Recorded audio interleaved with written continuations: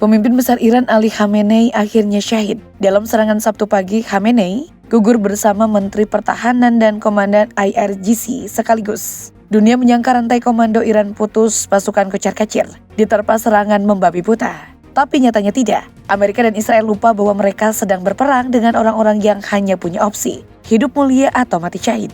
Nyatanya para jenderal dan pasukan Amerika dan Israel, para tentara bayaran, tidak sadar bahwa jika satu Khamenei gugur akan segera berganti dengan Khamenei baru. Jasad boleh mati, spirit tidak. Bagi bangsa Iran, mereka sudah berada dalam fase tidak kehilangan apapun.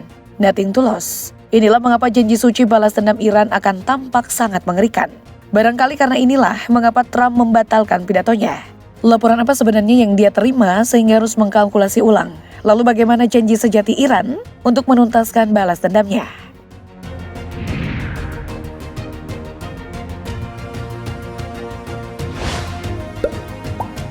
Semuanya dimulai di Sabtu pagi 28 Februari. Donald Trump mengumumkan operasi militer besar-besaran dengan nama yang terdengar seperti judul film action kelas B, Operation Epic Fury. Tapi Amerika Serikat tidak sendiri. Ada Israel yang secara vulgar juga berperan dalam operasi tapi dengan judul berbeda, Lion's Roar. Mengesampingkan fakta bahwa perundingan terakhir menunjukkan arah yang positif, di mana Menteri Luar Negeri Oman yang memfasilitasi perundingan dengan percaya diri mengumumkan bahwa Iran telah sepakat untuk tidak lagi menimbun uranium diperkaya. Namun Donald Trump dan Netanyahu tidak sedikit pun melirik pencapaian diplomatik ini, tapi justru langsung tancap gas. Sasaran serangan ini jelas aset pemerintahan, fasilitas energi nuklir hingga markas-markas militer. Semua menjadi target. Amerika menembakkan sedikitnya 21 rudal Tomahawk untuk memberondong Teheran di pagi hari. Rudal-rudal itu diluncurkan dari kapal perang dan kapal selam AS. Tapi Amerika dan Israel sudah lama tidak bisa dipercaya. Mereka tidak saja menyerang fasilitas militer seperti markas Korps Garda Revolusi Islam, tapi juga wilayah, fasilitas, dan warga sipil turut hancur lebur. Serangan menghantam sekolah, kampus, dan fasilitas umum di 24 provinsi. Sebuah SD di Provinsi Hormozgan juga kena imbas. 85 orang tewas, begitulah cara Amerika menciptakan kedamaian. Laporan sementara menyebut 201 orang tewas dan 747 lainnya terluka. Dan di antara para korban terdapat nama besar yakni Ayatullah Khamenei, Menteri Pertahanan Amir Nasir Zadeh, dan Komandan Garda Revolusi Mohammad Pakpour. Rupanya inilah yang menjadi peletuk mengapa Trump mengabaikan hasil perundingan dan memilih menunggu waktu yang tepat saat orang-orang penting dalam jajaran Republik Islam Iran berkumpul di satu tempat. Sebuah tembakan yang mengenai banyak sasaran. Gugurnya Khamenei beserta orang-orang penting Iran lainnya tidak membuat Iran goyang, malah melahirkan ironi. Menurut pandangan Barat, rakyat Iran seharusnya keluar dan merayakan kemartiran Ali Khamenei, serta membebaskan diri dari rezim para mullah. Nyatanya hanya berselang beberapa saat jutaan orang turun ke jalan menuntas balas dendam. Sebuah video dari kota Isfahan menampar muka Barat yang bermimpi akan runtuhnya rezim dengan mudah. Begitu juga di Mashhad, ribuan orang meneriakan, "Matilah Amerika, matilah Israel," yang bergema di makam Imam Reza, imam ke-8 dalam mazhab Syiah.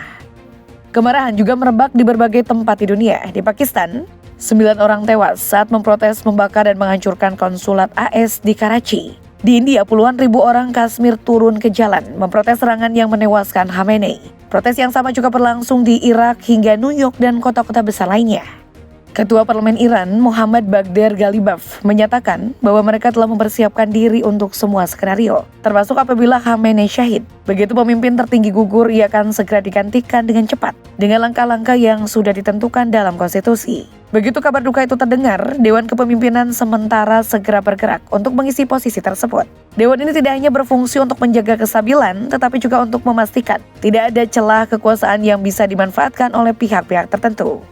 Dewan ini terdiri dari Presiden, Ketua Mahkamah Agung, dan seorang ulama dari Dewan Penjaga. Selanjutnya majelis pakar akan memilih pengganti pemimpin tertinggi yang baru dari para faqih yang memenuhi kriteria ketakwaan, ilmu, wawasan sosial politik, dan kemampuan administrasi. Salah satu nama yang mengemuka sebagai kandidat potensial adalah Mojtaba Khamenei, putra mendiang Khamenei yang juga seorang ulama terkemuka Syiah berusia 56 tahun. Namun siapapun yang akan menjadi pemimpin tertinggi berikutnya tidak akan membatalkan atau merubah rencana. Sesuai janjinya, Iran melancarkan balasan. Operasi itu diberi nama Fateh Khaibar, meminjam spirit dari perang Khaibar yang dipimpin oleh Baginda Ali bin Abi Thalib, sosok yang disucikan dalam tradisi Syiah. Dengan mengambil inspirasi akan kemenangan monumental Ali saat itu, operasi ini bukan lagi didorong oleh patriotisme dan kalkulasi militer, melainkan perang spiritual. Amerika dan Israel tidak sadar mereka sedang melawan pasukan yang tidak lagi dibatasi oleh kematian, tetapi melampaui dimensi dunia, dan ini tidak main-main. Serangan ini melampaui apapun yang pernah terjadi sebelumnya. Intensitasnya berlipat ganda dibandingkan dengan perang 12 hari. Kali ini sasaran Iran bukan hanya Israel, tetapi seluruh pangkalan militer Amerika Serikat di Timur Tengah. Dalam hitungan menit, sirene-sirene peringatan mengguncang seluruh kawasan, mulai dari Mediterania hingga Teluk Persia. Di Israel, dampak serangan terasa begitu luas, dengan kebakaran dan kerusakan yang melanda hampir seluruh negeri. Sistem pertahanan udara Israel bekerja keras dengan rudal pencegat ditembakkan beruntun. Namun kenyataannya tidak semua serangan berhasil dihentikan. Di Tel Aviv, terminal bis Holon hangus terbakar, sementara rekaman video menunjukkan rudal Iran berhasil menembus pertahanan dan menghantam kawasan perkotaan, memicu asap hitam tebal dan menghancurkan wilayah sekitarnya. Serangan juga terjadi di Haifa dan Hebron, memaksa evakuasi massal warga, bahkan menjamin Netanyahu dilaporkan dievakuasi menggunakan pesawat. Dampak kerusakan sangat telak, Israel bingung dengan apa yang menimpa mereka. Media Israel sibuk menganalisis mengenai serangan langsung ke Tel Aviv, menyoroti amunisi yang dianggap belum pernah mereka temui sebelumnya. Di Yordania, Muwafaq Salti Airbase menjadi sasaran setelah Amerika dilaporkan mengarahkan puluhan pesawat militernya. Meski militer Yordania mengklaim berhasil menembak jatuh 2 rudal, 1 rudal berhasil lolos dan menghantam kota Azraq, menimbulkan ledakan besar. Bahrain juga tak luput dari serangan. Dengan markas besar armada kelima Angkatan Laut Amerika dan Komando Pusat Angkatan Laut AS, Mama menjadi sasaran. Video yang beredar menunjukkan asap tebal membumbung tinggi, disertai sirine meraung-raung. Salah satu rekaman memperlihatkan drone kamikaze Shahed 136 menghantam pangkalan yang menampung kapal-kapal perang terbesar milik Amerika. Di Uni Emirat Arab, Al Dhafra Airbase, tempat berbagai pesawat dan drone canggih seperti MQ Reaper berada, juga diserang. Puing-puing serangan bahkan dilaporkan menghantam area sekitar Burj Khalifa, salah satu simbol modern Dubai. Namun serangan paling dahsyat terjadi di Qatar. Dengan Al Udeid Airbase, pangkalan militer terbesar Amerika di Timur Tengah menjadi sasaran utama.